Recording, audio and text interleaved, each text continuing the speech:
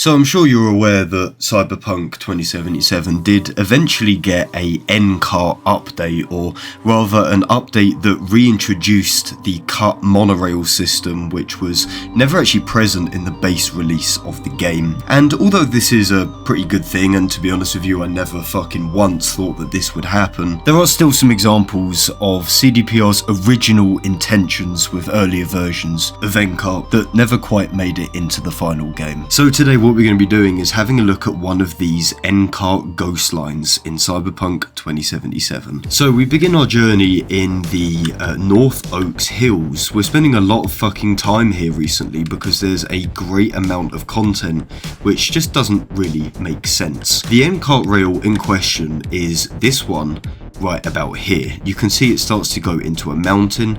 Right over in the distance is the North Oaks Casino, and this NCART track actually goes all the way around the outer edges of the city and eventually links up with the Arasaka waterfront. Straight away I want to present to you that this NCART ghost line is tied to two areas with excessive amounts of cut content. We first of all have North Oaks, which if you watch the recent video you will know that this area was supposed to be heavily residential, with a great amount of mansions and big houses being cut from the game's map. And then number two, we have the Arasaka waterfront, which in itself is a gigantic portion of Night City that just remains untouched. So is it a coincidence that this ghost line is just running between two massively undercooked, underutilized locations in Night City? I don't think so. So what's pretty funny about this abandoned ghost track is that it's actually two monorails right next to each other. So one can assume that, at face value, this is a bigger track, potentially being for some kind of a different train, maybe like some kind of industrial train, perhaps one carrying cargo which is girthier in size. Or if you think about it more logically, it's more than likely a northbound and a southbound. Trains will be going up one and coming down the other. But beyond here you can see that the tracks do continue for a little bit, and they even pop underneath the map. Now this doesn't go anywhere. The tracks are really unequal in their length, and that's really about it. It's also worth pointing out that this is of course a NCART track which is in the North Oaks Hills. You can even see that it's listed on the map right about here. We know that North Oaks was definitely supposed to be more residential, and even if we look at pre-release versions of North Oaks' mini-map, this NCART rail isn't actually present on any of the older versions of Night City. This is strange, and this does seem to suggest, to me at least, that this was never supposed to be a fully completed NCART track which had any kind of practical use. Sort of similar to the abandoned North Oaks Casino, which is also not featured on pre-release maps. Old North Oak probably didn't have an NCART track. We know it's a pretty affluent neighbourhood, so NCART doesn't really make sense. However, it's interesting to theorise, looking at the map in the current day, if this track would have actually made sense in current day North Oak. And yeah, it kind of does. In theory it would probably go all the way along the outer reaches of the district, maybe veering off at some stations at random intervals, possibly underground stations, and then maybe looping up somewhere down here near the bottom sort of right hand corner of the game's map. So following the ghost line down a little bit further towards Mega Building number 12, we actually hit what is, I would say, one of the most fascinating parts of NCART lore. God, that is the most autistic thing that's ever come out of my mouth. But the reason why I say this is because we start to hit these gigantic industrial multi-layered NCART rails where we have multiple different lines suddenly merging into each other. We have bits of track which start breaking off. We have what looks to be dozens of different NCART rails, presumably housing dozens of different trains going in all sorts of different directions, which is also right next to the port. And you can definitely put this down to simple set dressing. I'm not going to sit here and say that this means or proves anything. It's interesting that this entire industrial track almost, dare I say, looks kind of functional as if you were supposed to be riding along here and being able to look out at things which are going on. And we also have these blue doors which have green lights on them, and once upon a time these did actually open, and look at that, they still do open, but we just have some pretty dodgy barriers here. And this place is huge, right? Like, this is big. We're talking 1, 2, 3, 4, 5 massive industrial NCART lines.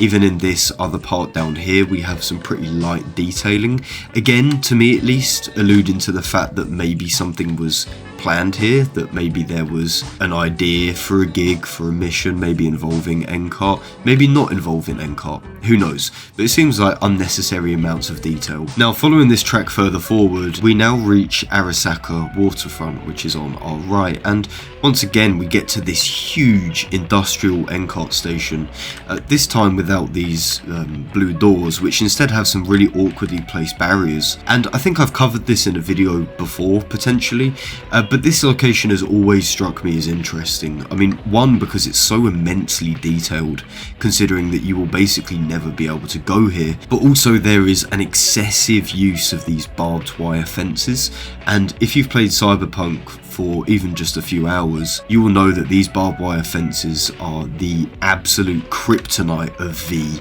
You cannot climb over these things, it will instantly throw you in one of those falling down animations, and commonly they are used to stop the player from venturing out to places which CDPR doesn't want you to go to. So why would there be such an excessive amount of these fences? Well, maybe because at one point in time the player was supposed to be walking around this area, and maybe CDPR had the foresight to think, they're probably going to want to climb on top of these roofs, maybe even because it's now bordering Arasaka waterfront, which we know is outside of the map. But it's pretty strange that on this NCART ghost line, which we can never really get to unless we really try and put in a decent amount of effort, has, I would say, one of, if not the most defensive, cornered off parts of Night City's map. So moving even further forward, we now actually reach a usable NCART line.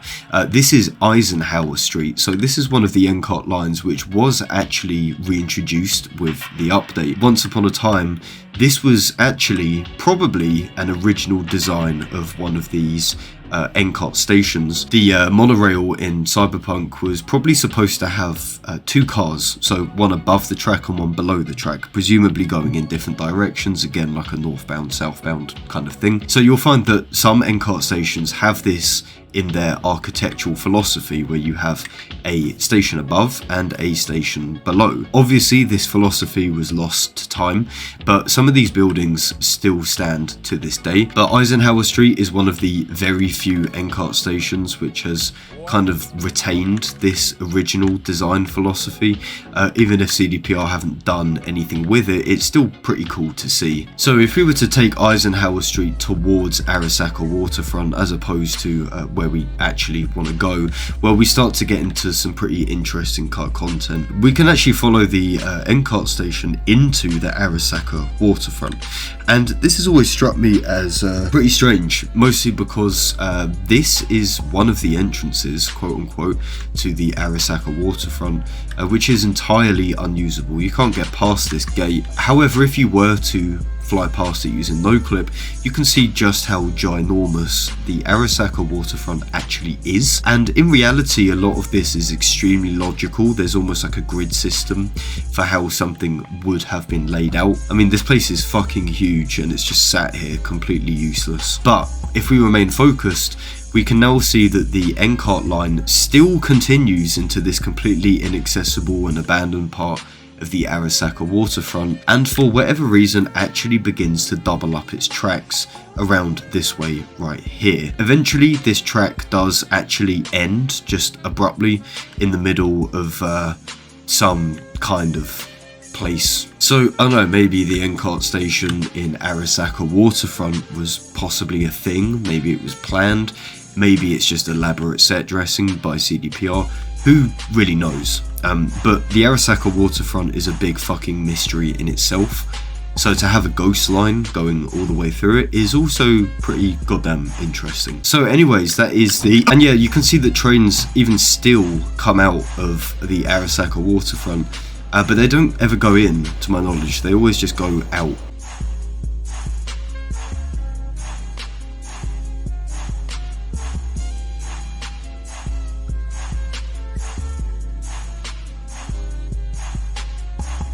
But alas, the ghost line of Cyberpunk 2077.